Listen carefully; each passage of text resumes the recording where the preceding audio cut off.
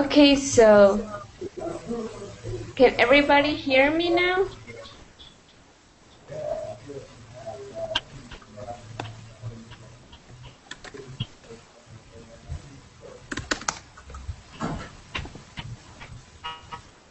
Yes, okay.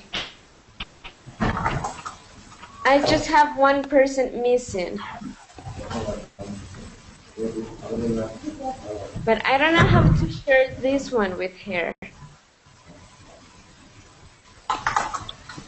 Click on the link above and send it to her.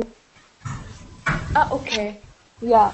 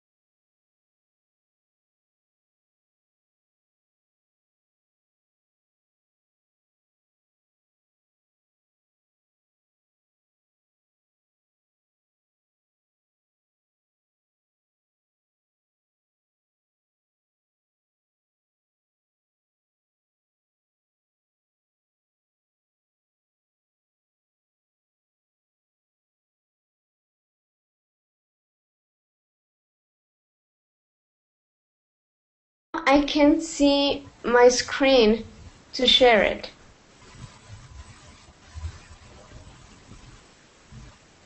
Okay, there we go.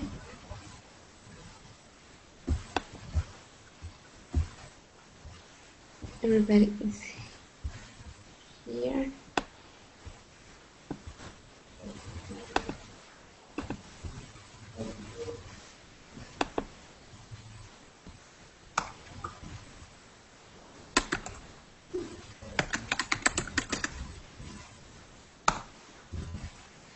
So hopefully she'll be here.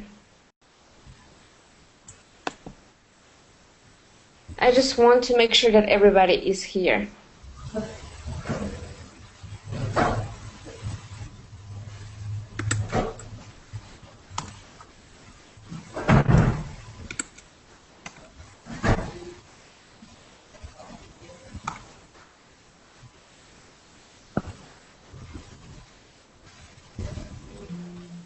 Dominica, you can start. Okay. Just let me recover my screen so I can share it. Yeah. Because the page goes blank and I can see where the share screen. Okay, so everybody is there.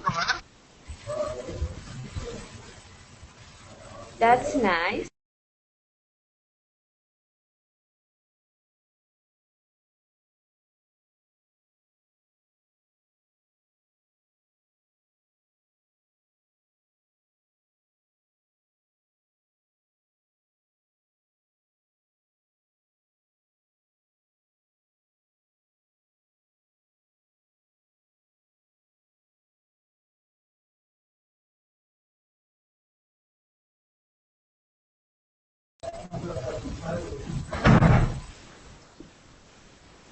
Okay, so I'm sorry anyway. So thank you so much for being here. I'm sorry it was such a pain, but we are finally here. I'm presenting a survey of the academic engagement of students with visual impairments in general education classes. This is a work I did with Arise. I'm handing now over the next few slides to my friends at Arise, to Abhishek and Ankita, so they can tell you what Arise is and how they work. Thank you.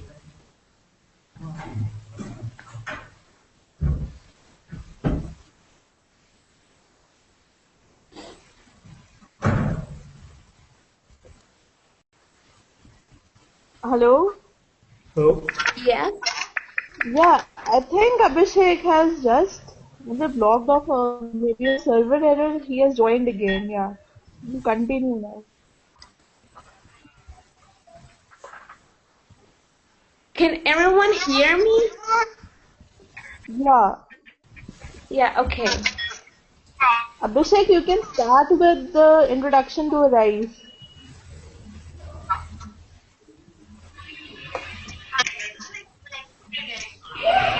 yes.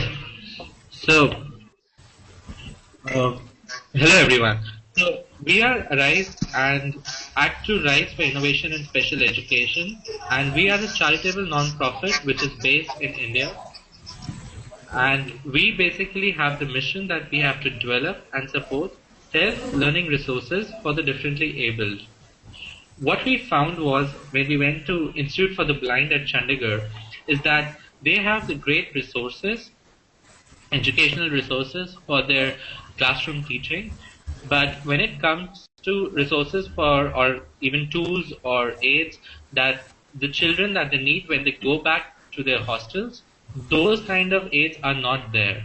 So what we thought was that we will focus on out of classroom learning for differently abled, especially on self-learning, some easy tools and aids, some technology applications, and in the future mobile applications as well. So in the next slide, we will tell you that basically what have we done till now. So what we have done is we have carried out research in understanding the self-learning behavior of the Yeah. visually challenged Do you have any reference children. here on this? It has my name and picture on it, so Okay. I just use that. Uh, Everyone, please I mute didn't, your microphones. yes, thank you. So in the self-learning attitudes and behavior of visually challenged children, we found that they were more inclined to understand audio or tactile-based mediums. Especially in audio as well, they were much more able to connect with a natural human voice as compared to the voice in Braille or in JAWS or text-to-speech narrator. Also, we also found that they were more able to grasp the concepts when you teach them in particular concept wise rather than teaching them five different concepts at the same time, and as compared to teaching one concept at a time, the second method of teaching one concept at a time was much more effective because they generally process information based on audio and tactile, and those two mediums are actually in serial processing mediums. Whereas we, as human beings, we see as well, and vision as such is a parallel processing medium. So we focused our audio-based modules in a serial processing-based mediums, and we developed it in a concept-based manner rather than chapters. And these audio modules we have distributed to over 200 visually challenged students since January 2010 in India. And in our next slide, we will show that how it has impacted. So what we found was that the engagement levels of the visually challenged students with our audio modules was quite great, around 95%, as compared to those with Braille textbooks or the digital audiobooks that were available. Many of the people, the visually challenged students, they themselves said that they would prefer listening to our modules, and in fact, they switched over to our modules rather than using their textbooks because Braille textbooks over a year they are fade with time. They are basically Braille is basically raised paper dots, and when the blind user is using them over time, those dots that are actually raised, they they fade, and hence that ways. Whereas if we do our recordings of audio recordings of natural human voice, that is intact. That is like listening to a song. And even our impact, if we go by specific in subject to subject basis, for matriculation subjects of students in 10th standard, in history, civics, geography, and social studies, what we found was that out of a class of 13 to 15 students, normally 10 students used to come in first division. However, over the last 2 years, these 13 to 15 students, have been listening to our audio modules, and all of them came in first division. And there was a huge jump in their marks. So this is the kind of impact that we have had. We are going to show you some of our pictures in our next slide. So in this slide, on your extreme left and extreme right, we are seeing two visually challenged students who are listening to our audio modules. These pictures were taken when these audio modules were being tested for their content, relevance, effectiveness, and pace. What we also found was that the pace of the audio lectures needs to be a little slow. This helps the students to grasp the concepts in a much better way. In the middle picture, we are working on a technology which helps the blind students to learn from maps and diagrams on their own. What we have done is, we have an exploring slate on which a map or a diagram with raised objects is kept. Attached to this slate is a stand, and on the stand a webcam is mounted. This webcam is interfaced with the computer. Now, this diagram on the exploring slate is explored by the blind user with his hands, and the webcam captures the position of the exploring finger of the blind user on the diagram. So whenever the user is touching any object on the diagram, the same object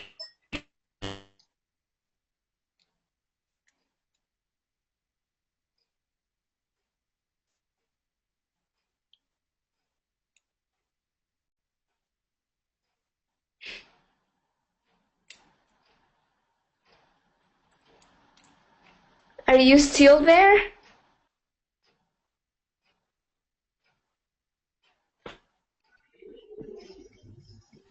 I think his internet connection has gone very slow.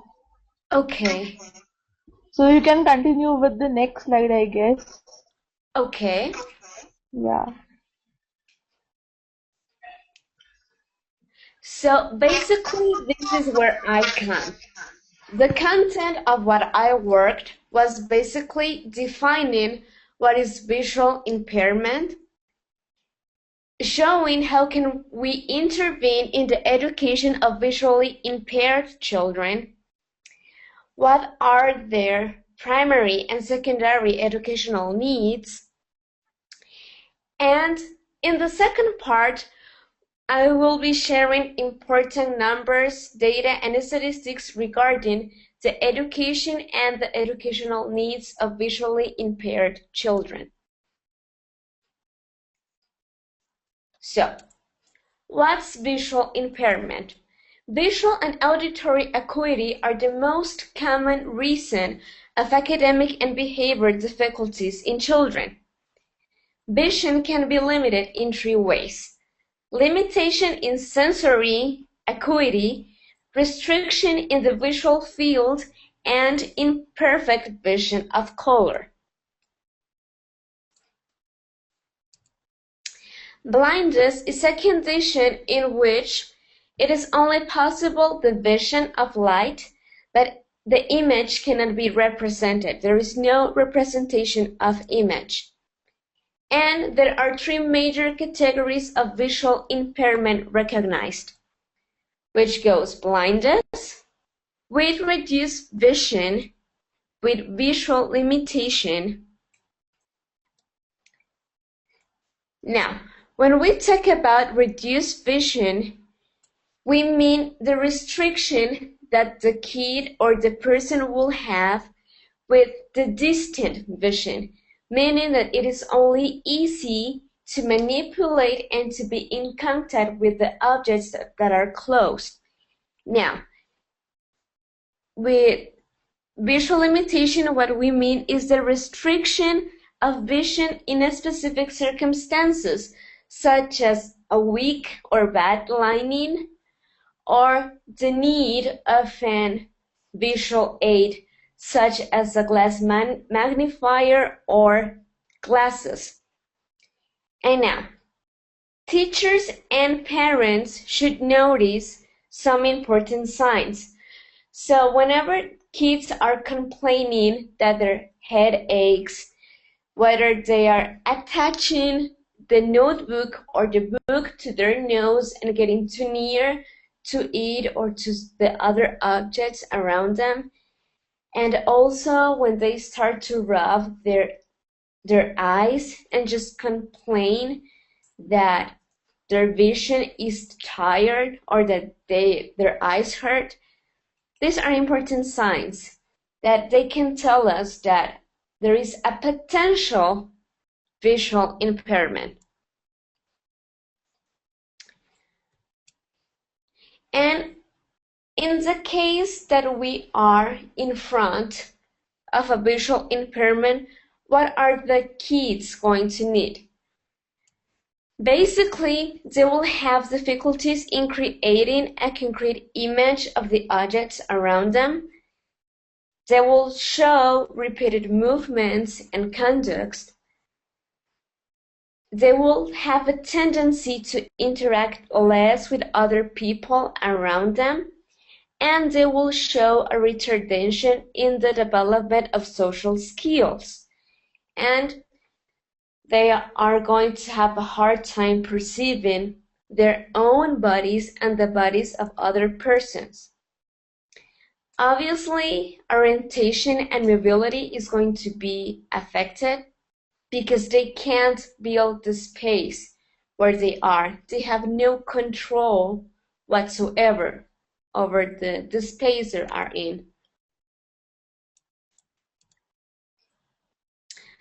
Also, during the first months of their life, their motor development will be similar to that of the other kids, because basically at an early age, we work with reflexes.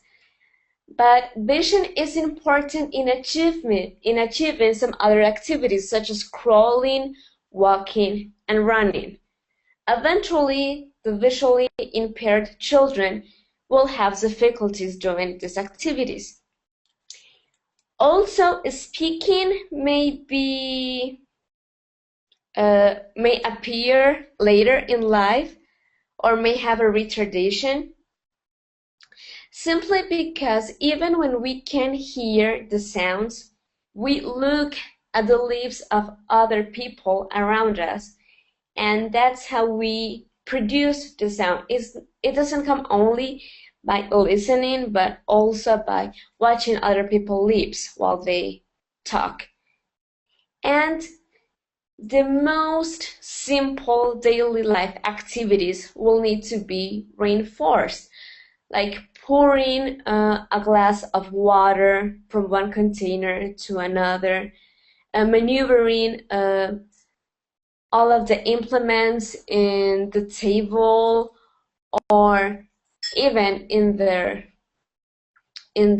classroom.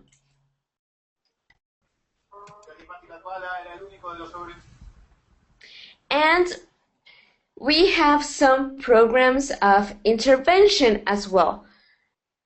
In reading and writing, the most popular one is Braille. In this program, there are 6 dots distributed evenly in space, and every one of these dots stands for a letter, a number, or a symbol. In the area of math, they can use the abacus in order to represent the quantities and to perform the basic operations. Also, they need material that they can touch, that they can be familiar with, that they can just manipulate in order to create an image of the objects that are around them. And the use of technology. They can use canes that can tell them how far a step is, or how far an obstacle is from them, they can use computers that translate the text into audio so they can have access to different books and to different material.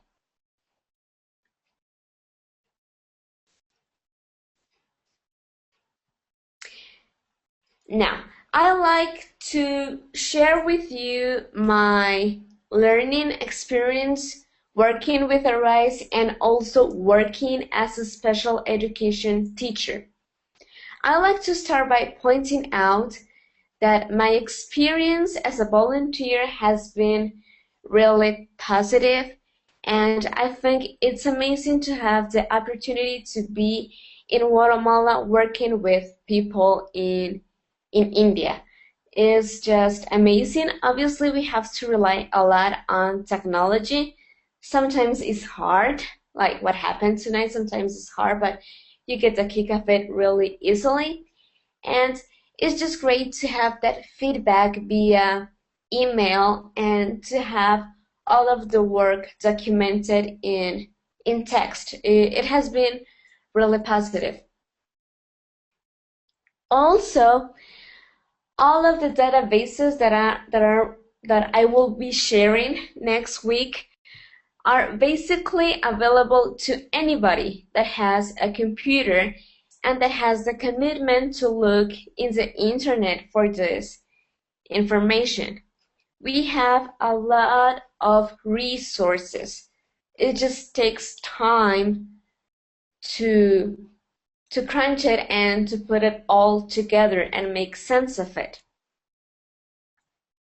Also, during the different studies and surveys that I looked, I could see that regardless of the place where the survey took place, whether it was the UK, the United States, or the developing countries, the primary causes of visual impairment were virtually the same throughout the world. And the practical problems that come with visual impairment can be easily assessed by teacher and parents. It just takes the time to come across the information and put it into practice. Once you have information, you have power. And once you put it into practice, all of those issues and problems that appear will easily be assessed.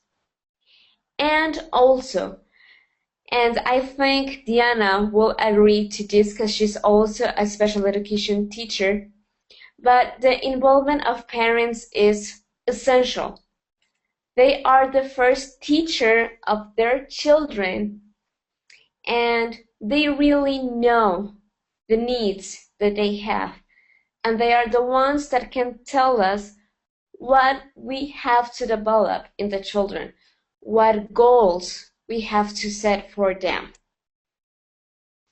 Now, regarding my practical experience as a special educational teacher, usually a visual impairment comes with another form of disability or handicap. In this case, I had the pleasure to work with a 9-year-old kid that had microcephalia and a visual problem secondary to this condition.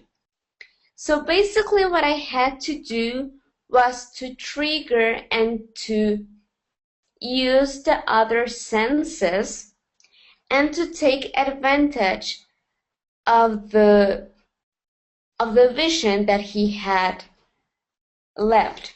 Also, I had to take into consideration that due to microcephalia is a more complex condition and that he was going to have some other issues in development.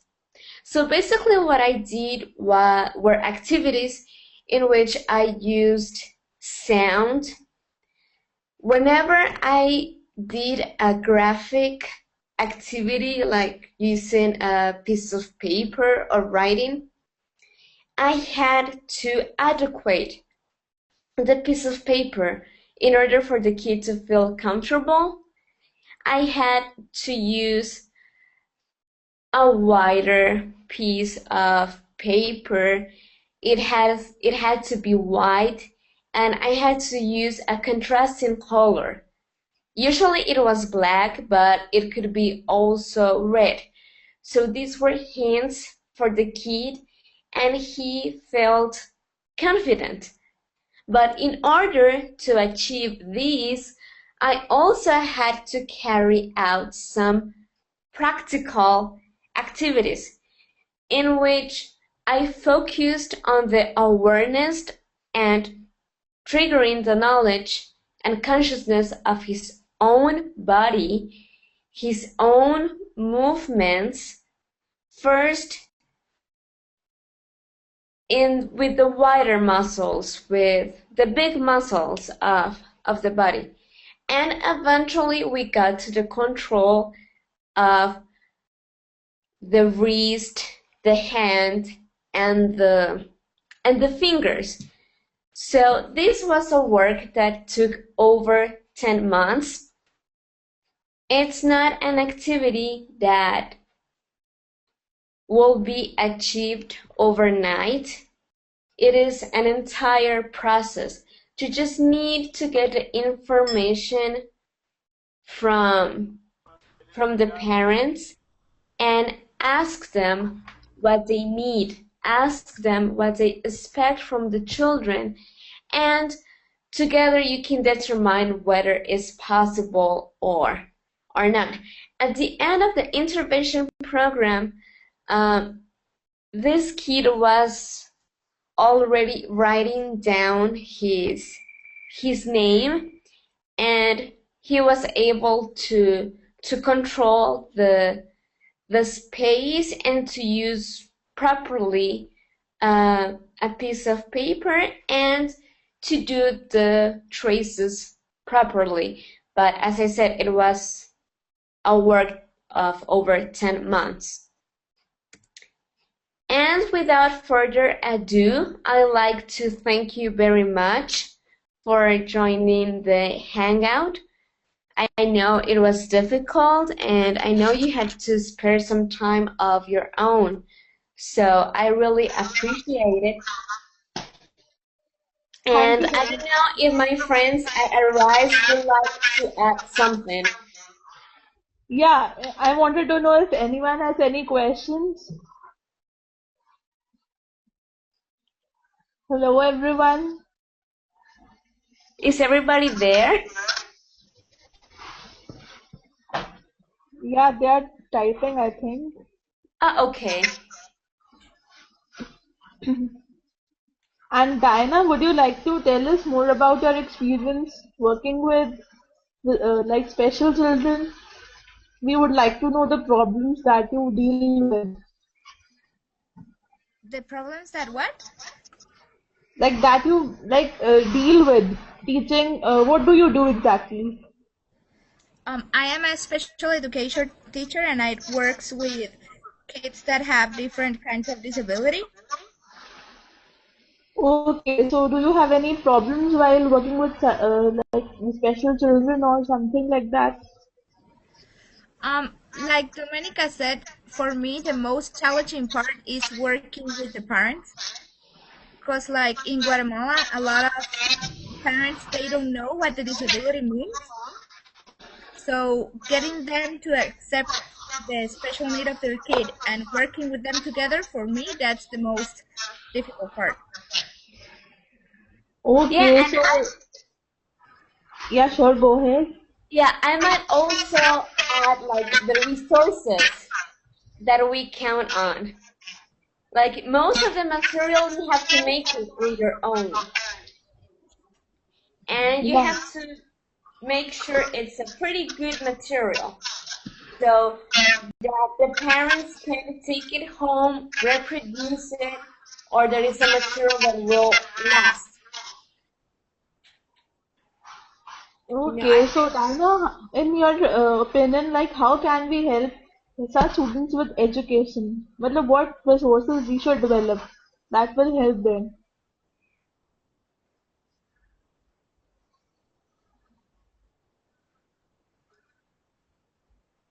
Hello? Yes. Diana, in your opinion, what resources should we develop for physically challenged students? Like, what are the difficulties that they face in studies?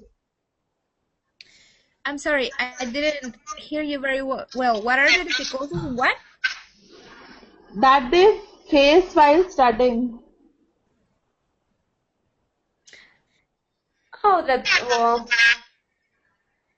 I think usually is that they feel left out Oh of the yeah. class, of the different activities that are carried out at class on a daily basis. Mhm.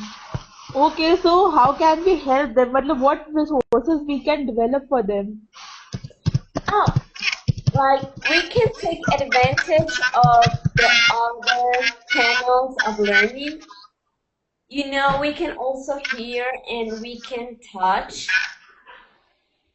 and we can also raise awareness among the other kids so that we have a support system in the classroom.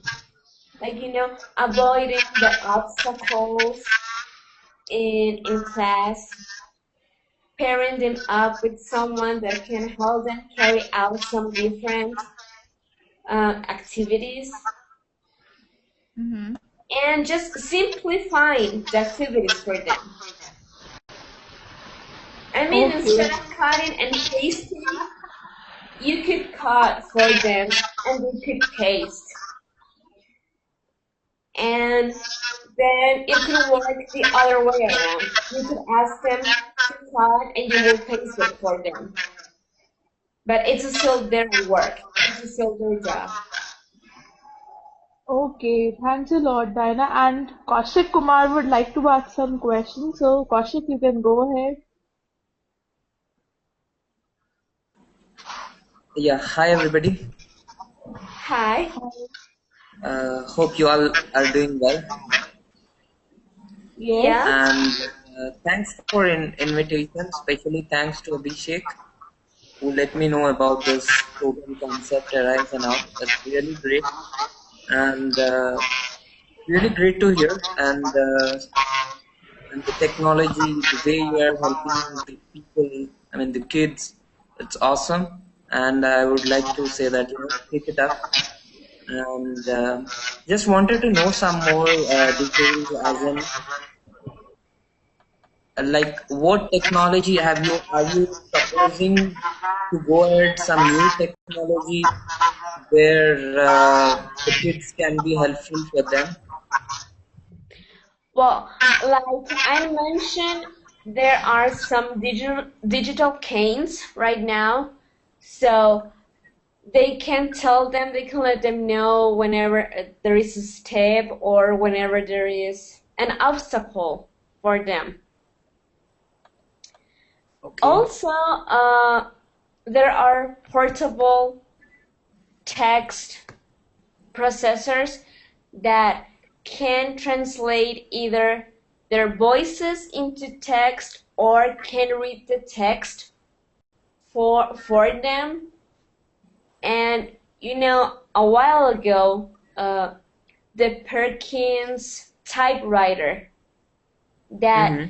actually simplified the implementation of the Braille system.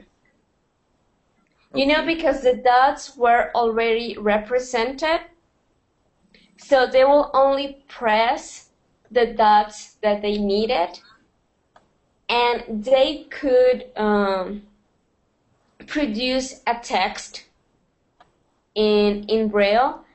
Nowadays, we have printers that will print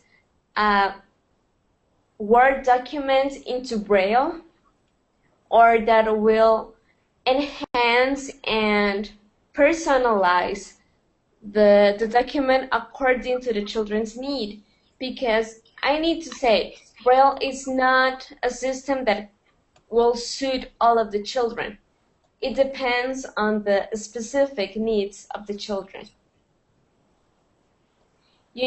And also when they start to grow up, I don't know, technology can approach them to the experience of being parents by taking care of a virtual baby. Exactly. And it's just a process that it will depend on their needs and on their age. Mm-hmm. Okay, that's great. Sounds interesting. Okay, so if anyone has any other questions, please feel free to ask.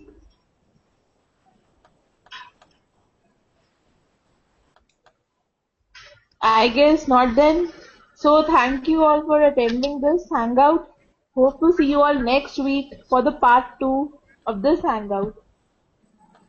Yeah, thank you everybody for joining in. Thank you. And just in case you still have questions, just let me know. Yeah, please mail to contact@riseimpact.org and we'll forward your queries to Dominica. And if anyone would like to volunteer with the Rise, you can feel free to join. Please let us know. Yeah, Ankita, it would be better to contact our mail for the volunteers, or we can ask over here. Yeah, you can go to our website www to know more about Arise and fill the volunteer engagement form over there, Mm-hmm. and we'll get back to you. Sure. Thanks a lot. Thank So you. Thank you.